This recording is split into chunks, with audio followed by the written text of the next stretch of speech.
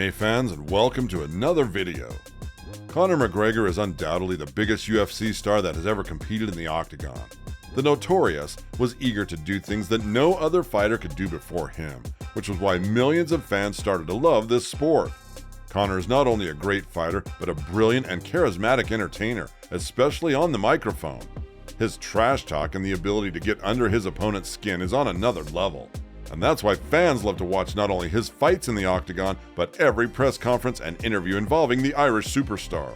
The Notorious is the highest-selling pay-per-view star in the company's history, and no other fighter comes even close to the popularity this individual enjoys.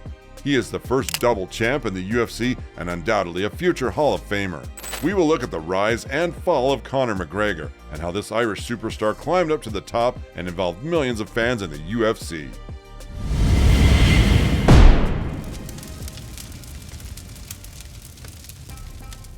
While walking to and from school, he got picked on by kids who were either his age or older than him.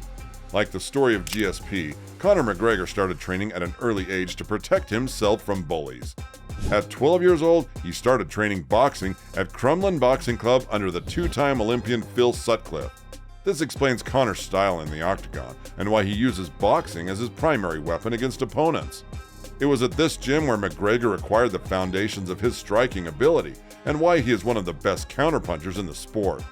He wasn't only active in combat sports. Conor is a big fan of football, or soccer, and in his youth he even played football for Lord's Celtic Football Club.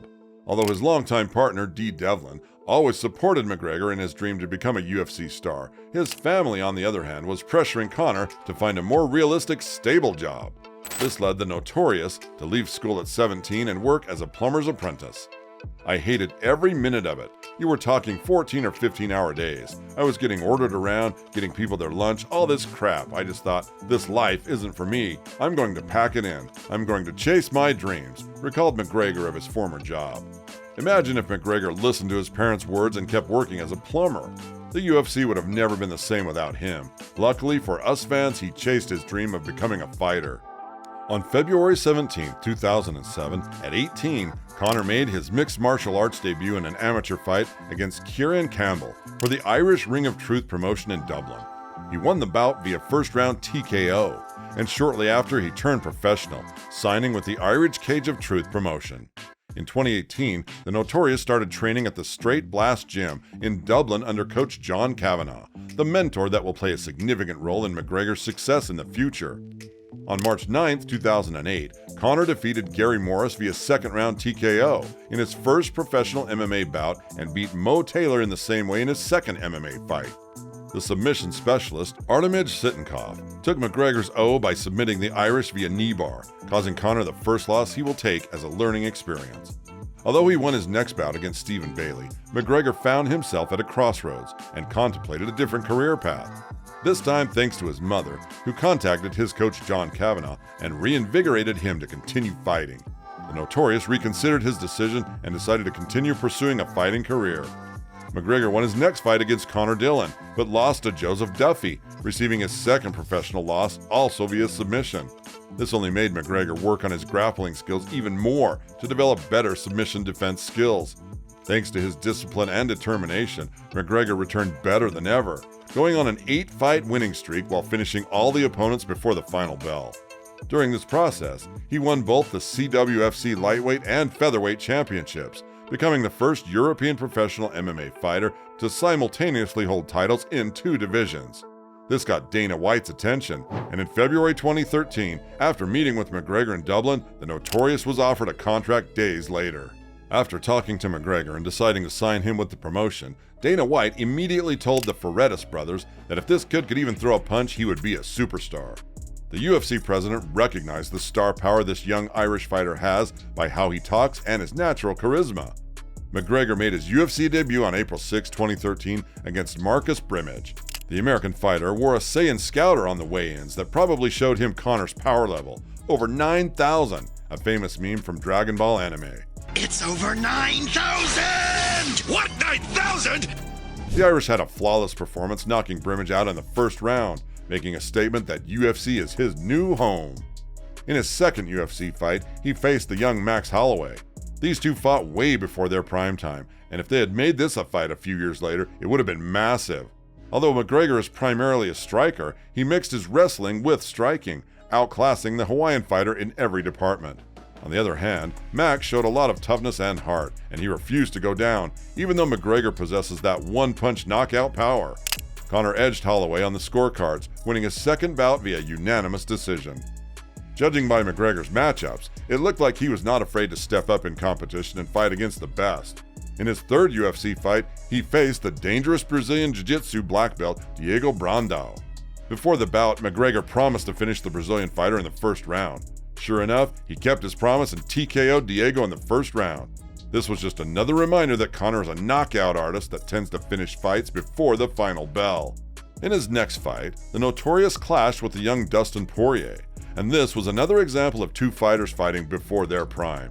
Prior to the lead-up to this bout, the Irish star implemented mind games to get under Dustin's skin, using trash talk as his psychological weapon.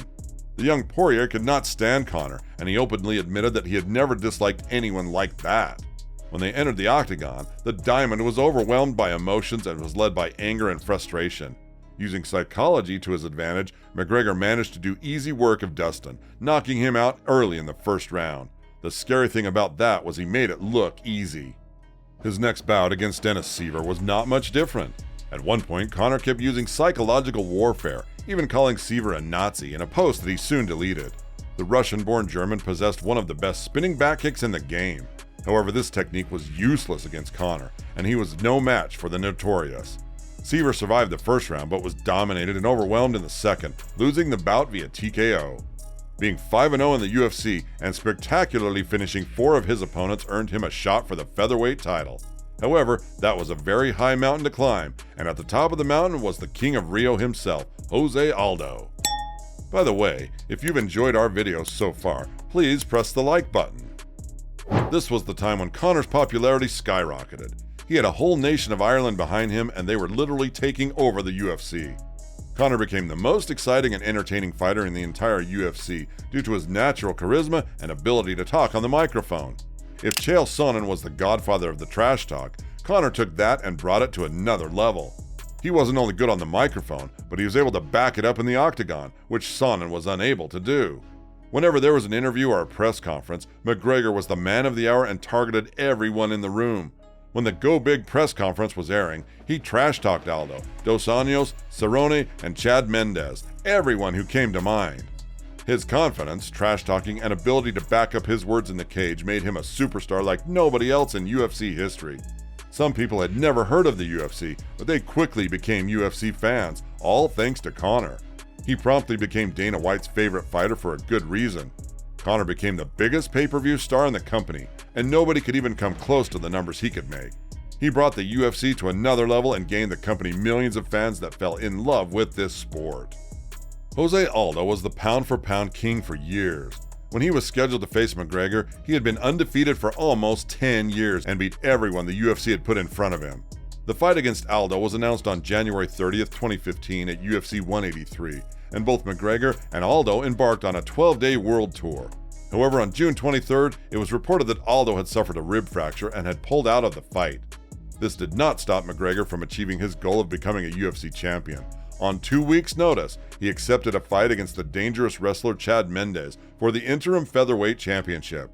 The gate of $7.2 million broke the record for a mixed martial arts event in the United States, and this was just another indication of how huge of a superstar Conor has become. Although McGregor struggled against Chad's superior wrestling in the first round and most of the second, he managed to tire the American and come victorious by the end of the second round, finishing Mendes via TKO. This victory earned him the interim featherweight championship, but the king of this division was still Jose Aldo. There can be only one king of the jungle, so these two were rescheduled to face each other on December 12, 2015. During the lead-up to this bout, Conor got deeply under Aldo's skin, and the King of Rio was psychologically affected by McGregor's trash talk. The Brazilian was really frustrated and wanted to make an example out of Conor. However, the Irish star had a different plan that night and was waiting for the perfect opportunity to land his vicious left straight punch. As Aldo tried to close the distance and throw a combination, Conor intercepted it with a straight left to the chin, knocking the Brazilian star with one punch only 13 seconds into the fight. The arena erupted. The fighter, who was undefeated for 10 years, was knocked out cold in a matter of seconds. Conor was now the undisputed UFC featherweight champion, and nobody could deny that this fighter was for real. Winning the UFC featherweight title did not satisfy Conor's appetite enough.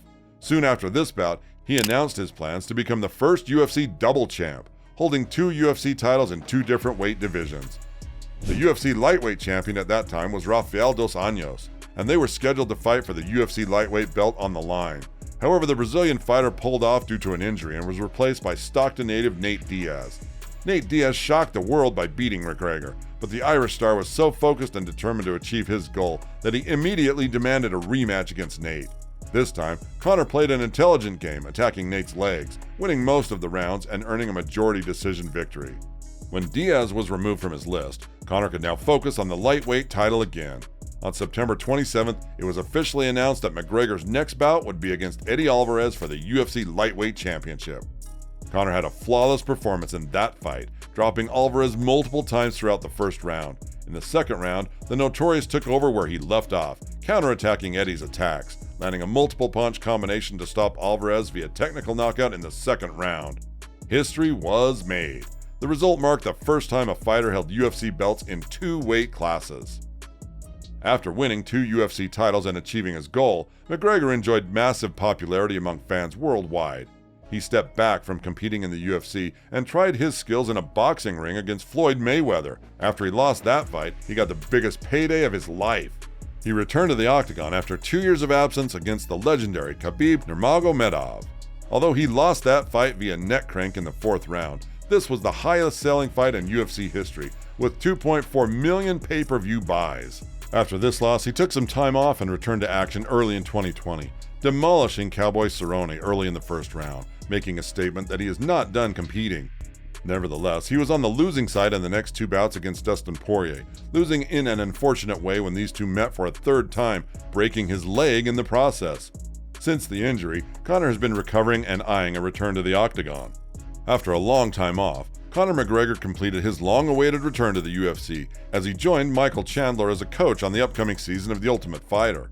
The UFC president Dana White confirmed that the 2 coaches will face each other at the end of the series, which starts airing on May 30th. Conor McGregor is sport's biggest superstar, and nobody can even come close to what he has done for the UFC. Regardless of how his career will go on from here, his legacy will stay forever, and he is undoubtedly a future Hall of Famer that should be remembered forever. And what do you guys think? Do you believe McGregor will reclaim the UFC title? How do you think he would fare against Michael Chandler? Leave your thoughts in the comments. And if you would like to watch more videos like this, please make sure to like and subscribe to our channel.